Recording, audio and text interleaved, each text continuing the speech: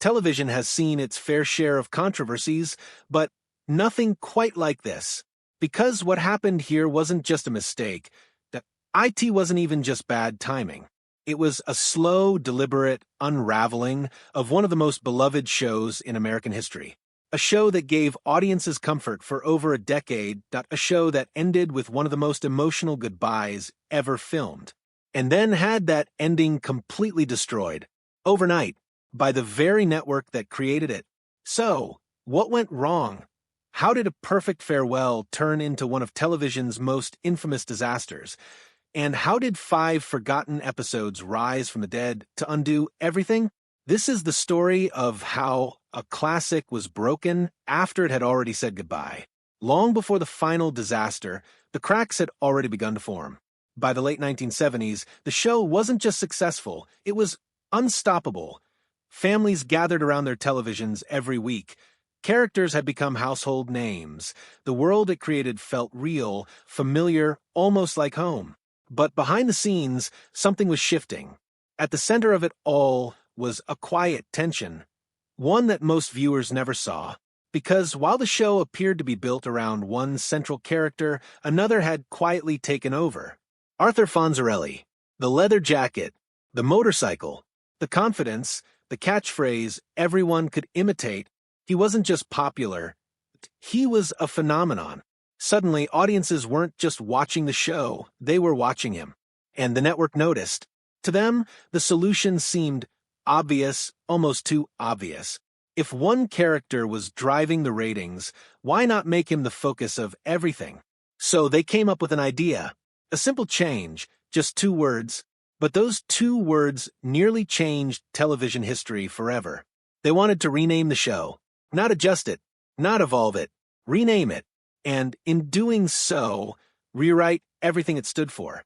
When the idea reached the cast, it didn't land the way executives expected, especially not with the man who had been there from the beginning. Ron Howard. At just 21 years old, he had already spent years shaping the heart of the show. His character wasn't just a lead, it was the emotional anchor. So when he heard the proposal, he didn't hesitate. There was no negotiation, no compromise, just a line drawn in the sand. If the name changed, he would walk away. Completely.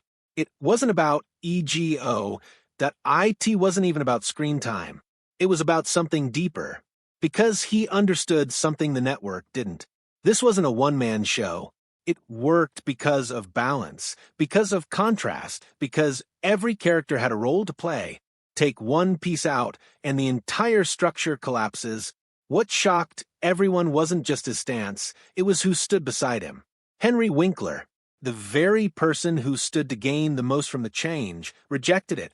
He didn't see it as an opportunity. He saw it as a mistake. Because even he knew the truth. The magic didn't come from one character. It came from all of them, together. That moment of unity saved the show, at least for a while. But it also revealed something dangerous, a growing divide between creativity and corporate thinking. And that divide would come back later, with consequences no one could have predicted. While the show thrived on screen, off-screen, the reality was far more complicated. Because behind the confidence, behind the iconic image, was a man carrying something much heavier. Before fame, before recognition, Henry Winkler was struggling. Not metaphorically, literally. He arrived with almost nothing, uncertain, under pressure, just trying to survive. Landing the role changed everything. Almost instantly, he became one of the most recognizable faces in the country. But fame has a strange way of taking something, even as it gives you everything.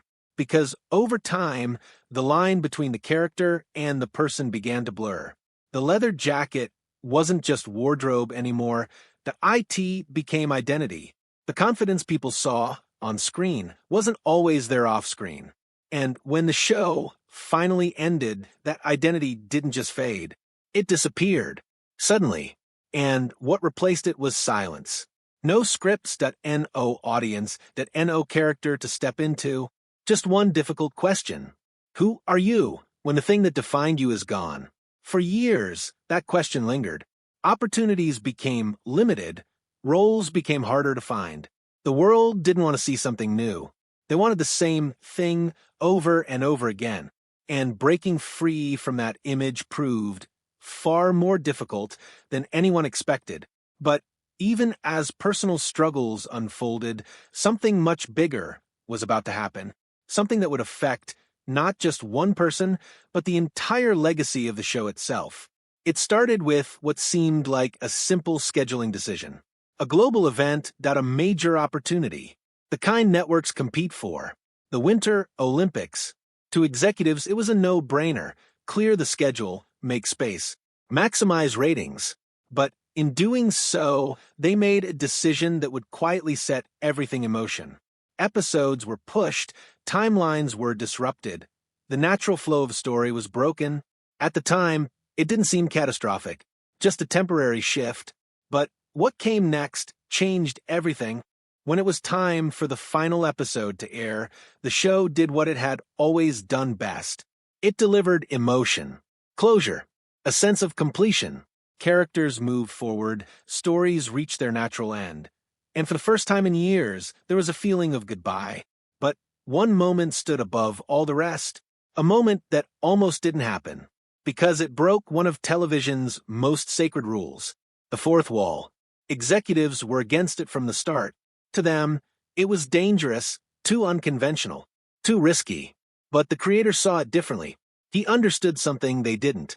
After 11 years, the audience wasn't just watching, they were part of it.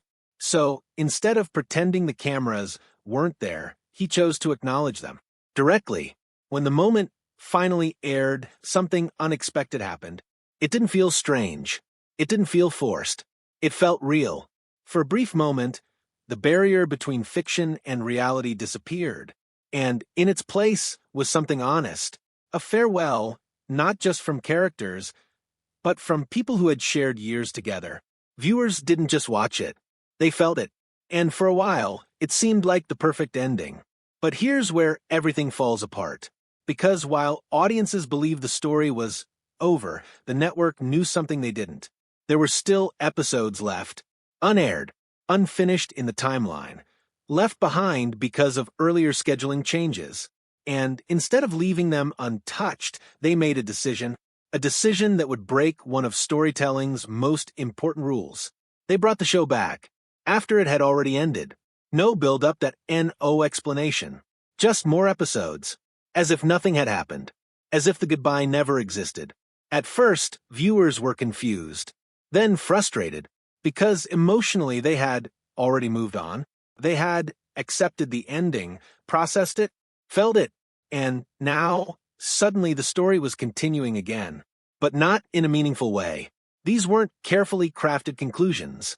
They were leftovers, disconnected, out of place. And with each episode that aired, the damage grew worse. The final image people remembered began to shift from something emotional to something confusing, from something meaningful to something unfinished. And then came the final blow, the last episode to ever air. Not the real finale, but the one that ended up being remembered by many. Instead of dignity, it offered something else entirely.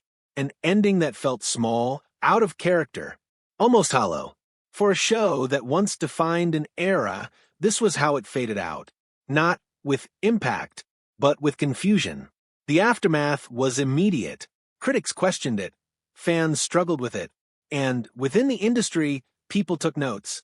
Because what happened here became more than just a mistake. It became a lesson, a warning. That storytelling isn't just about content. It's about timing, emotion, respect for the audience. Once a story ends, you don't reopen it. You don't undo the goodbye. That moment changed how television handled finales forever. Contracts evolved, rules were put in place, because no one wanted to repeat what happened here. For the cast, the ending carried a different kind of weight. Some moved forward quickly. Ron Howard stepped behind the camera and built a career that would redefine his legacy entirely. Others took longer. Henry Winkler had to rebuild from the ground up, finding new ways to prove himself beyond the role that made him famous. Some found steady success. Some faced challenges that never fully disappeared. But all of them carried the same strange reality. They had been part of something unforgettable with an ending that never quite felt complete. And yet, time has a way of rewriting stories. Years later, something unexpected happened. A reunion. Not forced, not scripted in the same way, but real. Two familiar faces point one familiar moment. A simple gesture that instantly brought everything back. For a brief second, it felt like nothing had changed, like the story had finally found the ending it deserved. Not on a scripted set, but in front of an audience that never really let go. And maybe that's the real ending. Not the one interrupted by scheduling mistakes. Not the one buried under leftover episodes. But the one people choose to remember. Because in the end, a story isn't defined by how it was handled behind the scenes. It's defined by how it made people feel. And that part was never lost. So, what started as one of television's most beloved journeys became one of its most important lessons. A reminder that even the biggest successes can be undone by the smallest decisions. And that sometimes the hardest part isn't creating something meaningful. It's knowing when to let it go. And maybe that raises one final question. If a story ends perfectly, but someone brings it back anyway, was it ever really over?